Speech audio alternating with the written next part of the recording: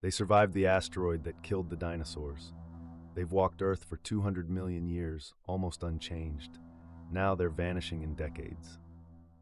Sturgeons are 27 species of ancient fish belonging to the family Accipinceridae. Their fossils date to the late Cretaceous. They're native to rivers and coastlines across Eurasia and North America.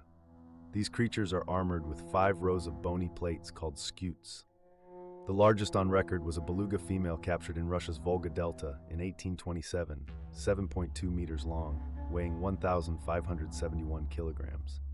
Sturgeons have undergone remarkably little morphological change in 100 million years. They're living fossils, yet one species may be completely extinct, another extinct in the wild.